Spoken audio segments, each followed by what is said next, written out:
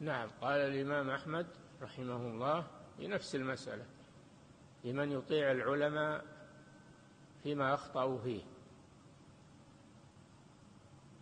عجبت لقوم عرفوا الإسناد وصحته، يعني عرفوا الحديث الصحيح، يتركونه ويذهبون إلى رأي الفقيه،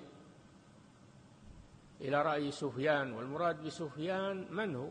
سفيان الثوري، الإمام الجليل الورع التقي المفسر المحدث الفقيه الذي شهدت بفضله الأمة. ومع هذا لا نأخذ قوله إذا خالف الدليل. هو معذور لأنه مجتهد، لكن ليس معصوما، يخطئ. لما نحن ما نأخذ قوله لمجرد أنه رأي سفيان ولا رأي أبي بكر وعمر أو رأي أحمد أو رأي مالك أو رأي الشافعي أو رأي أبي حنيفة. لا، نحن نتبع الدليل من الكتاب والسنة. هذا الواجب على المسلم.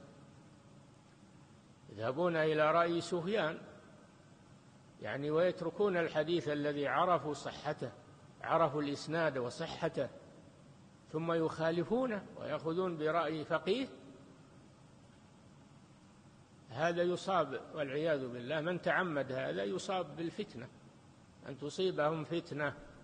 ثم بين رحمه الله ما هي الفتنة.